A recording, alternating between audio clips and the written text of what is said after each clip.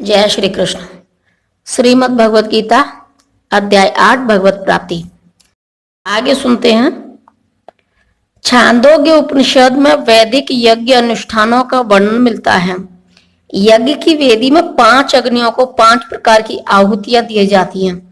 ये 5 अग्नियां स्वर्गलोक, बादल, पृथ्वी, मनुष्य तथा स्त्री रूप मानी जाती हैं और श्रद्धा, सोम, वर्षा, अन्न तथा वीर ये 5 प्रकार की आहुतियां हैं।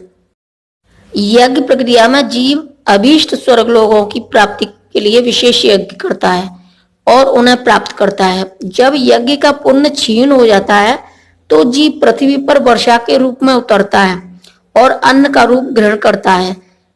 अन्न को मनुष्य खाता है जिससे यह वीर में परिणत होता है, जो स्त्री के गर्भ में जाकर फिर से मनुष्य का रूप धारण करता है। यह मनुष्य पुनः यज्ञ करता है और पुनः वही चक्र चलता है। इस प्रकार जीव शाश्वत रीति से आता है और जाता रहता है, किंतु कृष्ण भावना भावित पुरुष ऐसे यज्ञों से दूर रहता है। वह सीधे कृष्ण भावनामृत में ग्रहण करता है और इस प्रकार ईश्वर के पास वापस जाने की तैयारी करता है।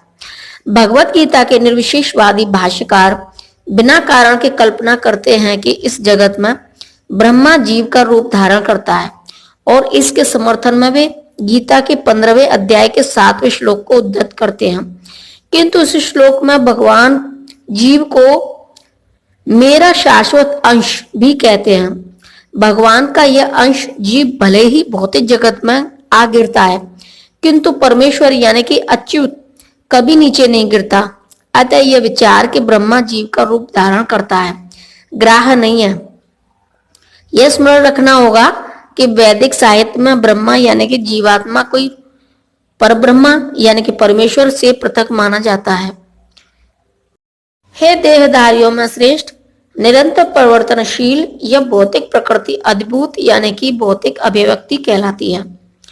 भगवान का विराट रूप जिसमें सूर्य तथा चंद्र जैसे समस्त देवता सम्मिलित हैं आदिदेव कहलाते हैं तथा प्रत्येक देहधारी के हृदय में परमात्मा स्वरूप से स्थित में परमेश्वर अधियज्ञ यानी कि यज्ञ का स्वामी कहलाता हूं। तात्पर्य यह भौतिक प्रकृति निरंतर परिवर्तित होती रहती है। सामान्यतः भौतिक शरीरों को 6 अवस्थाओं से निकलना होता है। वे उत्पन्न होते हैं, बढ़ते हैं, कुछ काल तक रहते हैं, कुछ गौण पदार्थ उत्पन्न करते हैं, क्षीण होते हैं और अंत में विलुप्त हो जाते हैं। यह भौतिक प्रकृति अद्भुत कहलाती है। यह किसी निश्चित समय में उत्पन्न की जाती है और किसी निश्चित समय में विनष्ट कर दी जाती है। परमेश्वर की विराट स्वरूप की धारणा जिसमें सारे देवता तथा उनके लोग सम्मिलित हैं अधिदेवत कहलाती है। प्रत्येक शरीर में आत्मा सहित परमात्मा का वास होता है जो भगवान कृष्ण का अंश स्वरूप है। यह परमात्मा अधिक यज्ञ कहलाता है और हृदय में स्थित होता है। इस श्लोक के प्रसंग में एव शब्द अत्यंत महत्वपूर्ण है, क्योंकि इसके द्वारा भगवान बल देकर कहते हैं कि मैं परमात्मा उनसे भिन्न नहीं हूं। यह परमात्मा प्रत्येक आत्मा के पास आसीन है और आत्मा के कार्यकलापों का साक्षी है तथा आत्मा की विभिन्न चेतनाओं का उद्गम है। यह परमात्मा प्रत्येक आत्मा को मुक्त भाव से कार्य करने की छूट देता है और उसके कार्यों पर निगरानी रखता है। परमेश्वर के इन विविध स्वरूपों के सारे कार्य उस कृष्ण भावना भावित भक्त को स्वतः स्पष्ट हो जाते हैं जो भगवान की दिव्य सेवा में लगा रहता है। आदिदेवत नामक भगवान के विराट स्वरूप का चिंतन उन नवदीक्षितों के लिए है जो भगवान के परमात्मा स्वरूप तक नहीं पहुंच पाते। अतः उन्हें परामर्श दिया जाता है कि वे विराट पुरुष का चिंतन करें जिसके पांव अधोलोक हैं, जिसके नेत्र सूर्य तथा चंद्र है और जिसका सिर उच्च लोक है, और जीवन के अंत में जो केवल मेरा स्मरण करते हुए शरीर का त्याग करता है वह तुरंत मेरे स्वभाव को प्राप्त करता है। इसमें रंच मात्र भी संदेह नहीं है। तात्पर्य इस श्लोक में कृष्ण भावनामृत की महत्ता दर्शित की गई है। जो कोई भी कृष्ण भावनामृत में अपना शरीर छोड़ता है वह तुरंत परमेश्वर के दिव्य स्वभाव यानी कि मद भाव को प्राप्त होता है।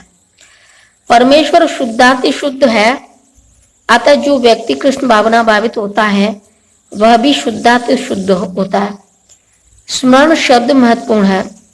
श्री कृष्ण का स्मरण उस अशुद्ध जीव से नहीं हो सकता जिसने भक्ति में रहकर कृष्ण भावनामृत का अभ्यास नहीं किया।